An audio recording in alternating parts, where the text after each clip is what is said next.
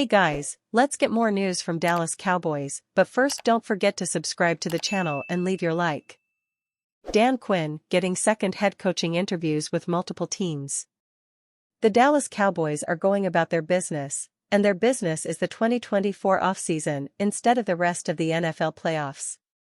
They have already made one huge decision, and that was to stick with Mike McCarthy for another year. They even made the decision to keep McCarthy in a lame duck season instead of extending his contract. Another choice they made was to keep Dan Quinn at defensive coordinator. That decision was also met with skepticism by a battered fanbase, but the Cowboys may not have the final say on that anyway. Our own Dan Rogers is doing a deep dive into Quinn and has the first two parts up. Quinn has interviewed for a head coaching spot before but always returned to Dallas.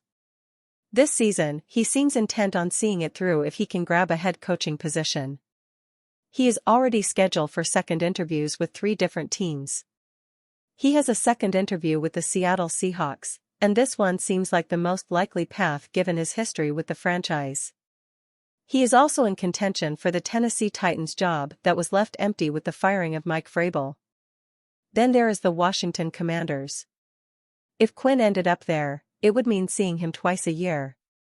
The Commanders' defense is in shambles, and they still need a dependable quarterback for the future. This one would be a heavy lift for Quinn. Cowboys legend still thinks Dak is the man. The Dallas Cowboys face an offseason full of uncertainty after another disappointing playoff exit. Hall of Fame wide receiver Drew Pearson joined the Weekly Pass with Holly Huggins and Bonnie Jill Laughlin to talk about the future of his former team. Dak is the man. If we don't have Dak, where do we go? Look at all these teams struggling with the quarterback position, said Pearson. We have a situation with Dak where we have to get the people around him to make him better. If we change the head coaching situation, we would have to change the coordinator, and Dak would have to learn new terminology from somebody else, and that is a negative. The conversation is once again centered around the legitimacy of Dak Prescott and Mike McCarthy as leaders of a Super Bowl contending team.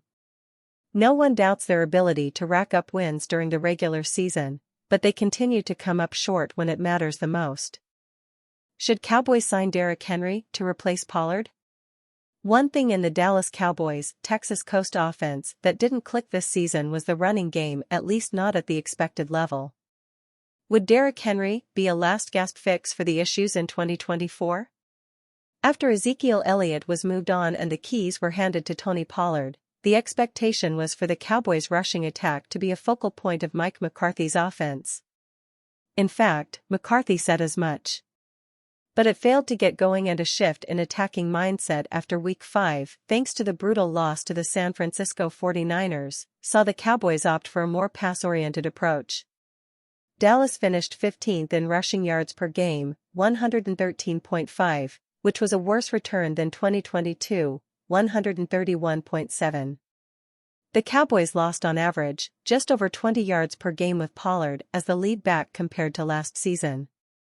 In 4 of the Cowboys' 5 regular season losses, they were held to under 100 yards rushing as the complementary football that McCarthy preached all season was tough to maintain weekly.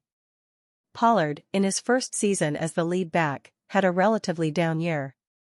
He finished the season with 1,005 rushing yards and 6 touchdowns, while averaging 59.1 yards per game on 252 carries. On face value, that doesn't seem bad, but the deeper we dive, the truth is telling. Last season, Pollard had more yards, 1,007, rushing touchdowns, 9, yards per game, 62.9, and yards per carry, 5.2, than he did this season. Now for the real eyebrow raiser, Pollard had 59 more carries than he did in 2022. He also only had one 100-yard rushing game all season, Week 3 versus the Cardinals, and never had more than 79 yards in a game outside of that. Pollard also only had 2 rushing touchdowns in the first 9 games. So, he had less production with more involvement. Now part of that could be that he wasn't as fresh due to Elliott no longer being the change-up on offense. It could also be due to the fact that the Dallas offensive line struggled in the run game all season as the gaping holes Pollard was used to seeing simply weren't there. The continuity of the best five was also not there as Tyron Smith and Zach Martin both missed time this season with injury. The third-year running back showed glimpses of his talents as his angry running style proved difficult to stop and drew plaudits from McCarthy. Unfortunately, Rico didn't get the chance to showcase his ability as just 6 times he had 5 or more carries in a game. But when he did, the Dallas running game looked far more potent. 3 times Dowdle had 9 or more carries, he churned out yard totals of 79, 46, and 46 along with 2 touchdowns. Coincidentally, Dallas surpassed 130-plus rushing yards and won all 3 of those games. Others in Cavonte Turpin, 11 carries, 110 yards, 1 TD, CD Lamb, 14 carries, 113 yards, 2 TDs, and Dak Prescott, 55 carries, 242 yards, 2 TDs, all chipped in as well. There will be a serious re-evaluation of the running back room as Pollard's franchise tag likely won't be placed on him again as Dallas is unlikely to spend upwards of $10 million APY.